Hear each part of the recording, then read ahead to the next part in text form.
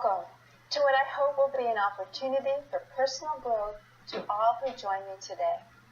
My name is Jenna Castle, and in my life I've assumed several different titles and numerous roles. But today, I simply wish to share with you some exciting ideas in order to help us all to grow. For when we open ourselves to growth at a personal level, we enhance our ability to more fully experience our lives. These ideas come from many rich sources. However, the main resources used to formulate this presentation, which I highly recommend, include an audio program entitled Freedom from Fear by Reverend Mary Boggs of the Living Enrichment Institute, a book entitled Feel the Fear and Do It Anyway by Susan Jeffers, Life is an Attitude by Elwood N. Chapman, and finally, Peace, Love, and Healing by Dr. Bernie S. Siegel. I'd like to begin by telling you a story. There once were 3 brick masons working together on a building. A little boy happened by and asked the first brick mason, "What are you doing?" Without even looking up, he responded, "I'm laying bricks." The little boy approached the second brick mason and asked him, "What are you doing?" The second brick mason looked kindly at the boy and said, "I'm building a wall." The little boy approached the third brick mason and asked the same question, "What are you doing?" The brick mason faced him squarely and replied with enthusiasm and obvious pride, "I am building a beautiful cathedral." Now, if this little boy approached you and asked you, "What are you doing?" how would you respond? Do you feel as though you simply laid bricks, or do you retain the original joy and enthusiasm of your life choices? Do you simply go through your routine in an unconscious manner, or do you always keep in the forefront of your mind a vision of your beautiful cathedral? Our minds are very powerful tools. How we experience our life's work, and indeed our lives, is to a great degree a function of what we tell ourselves. You see, the man laying bricks performs the very same task as the man who is building a beautiful cathedral. But his inner experience was quite different. We do have the power to affect our own perspective and therefore our internal experience of external events. We've all heard about positive self-talk, that what you tell yourself is very likely to become your reality. Well, if this is true, how do we turn our negative self-chatter into powerful I can messages? Well, one thing to understand is that the brain tries to find answers to the questions posed to it. So if you could ask yourself questions that will elicit a positive response, you have a head start on seeing the world in a positive way. For example, when you first wake up in the morning, do you ask yourself questions like this? What do I have to do today? What problems am I going to have to face? What's going to happen if I fail at the challenges facing me? Or try some of these questions instead. What am I excited about today? What challenges can I look forward to learning from today? What new opportunities can I create today?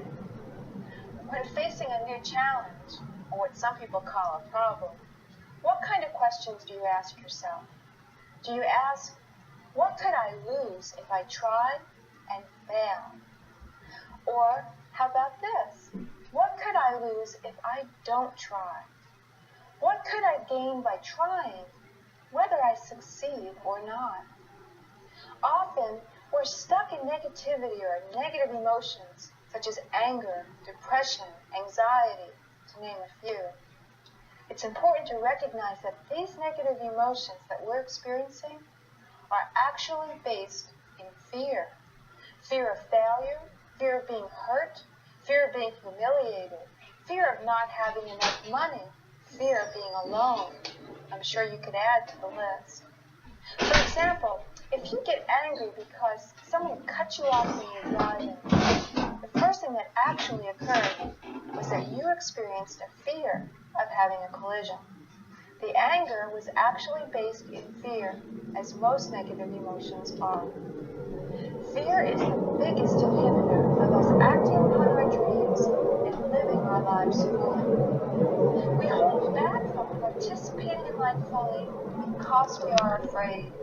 We're afraid to speak our truth, we're afraid to show up in the world as we are, and we're holding back in some way because of our fears. Well, sad to say, it's not possible to do away with fear completely. Every person on this planet experiences fear. We all have fear in our lives. Think about it. Where is fear controlling you right now? We all have fear in our lives. Even the people who are very successful and self-confident, who are out there making their dreams a reality, experience fear. Therefore, fear is not the problem. What we do with the fear is what determines how we live our lives. Although we can't eliminate fear, we can view it differently and deal with it in healthy and productive ways.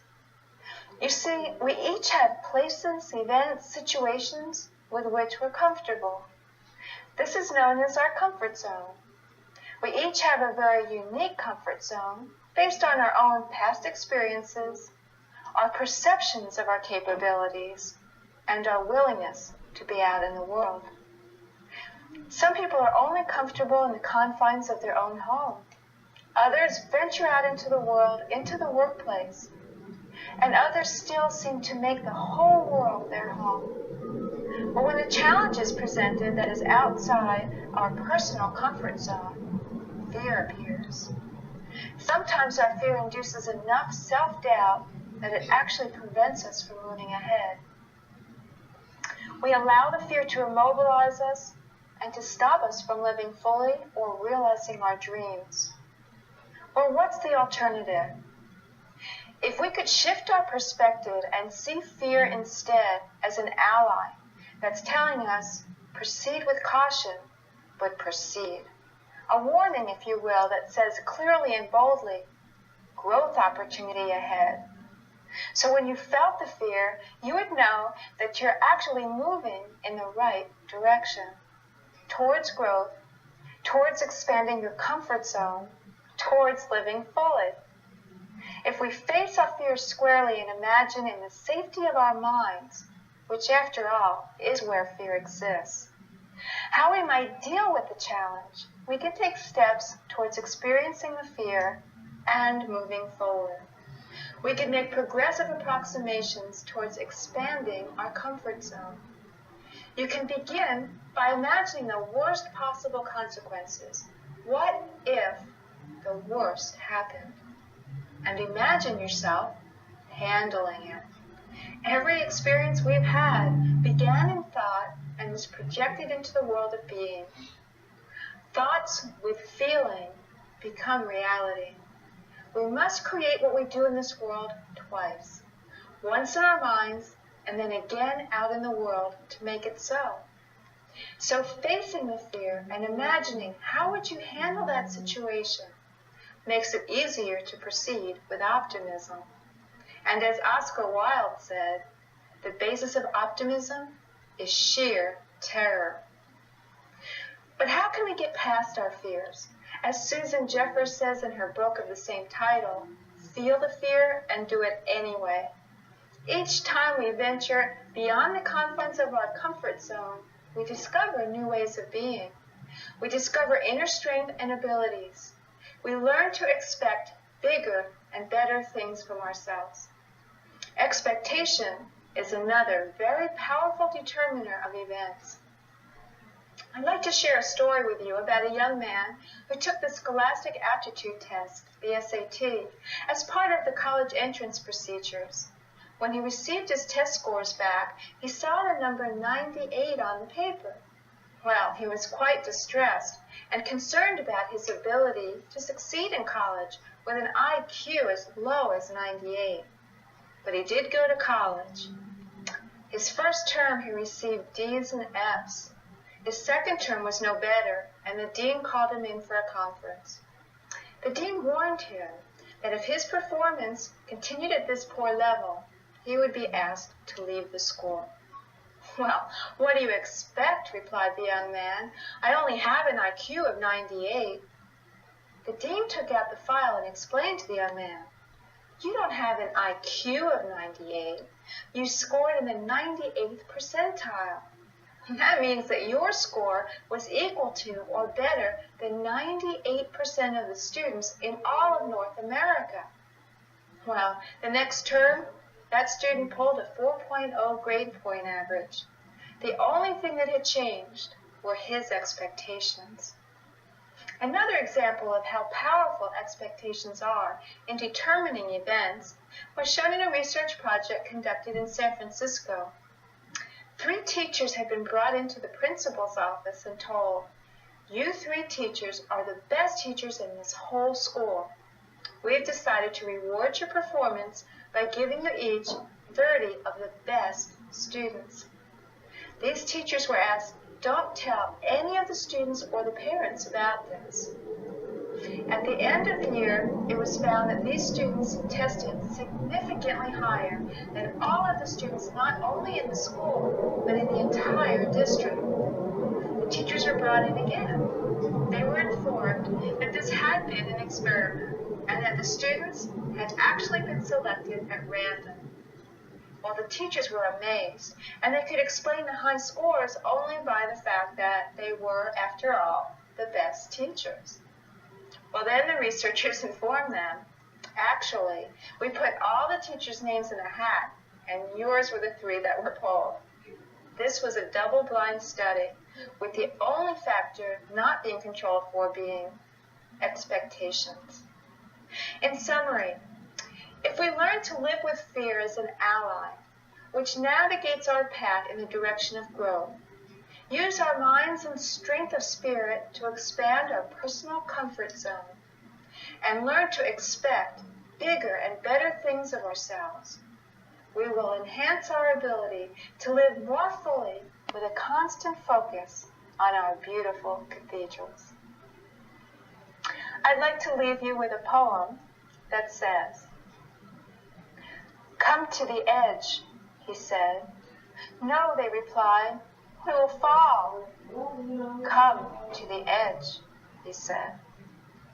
"No, we will fall." "Come to the edge." They went to the edge. He pushed them, and they flew. I wish you all a good flight. Thank you.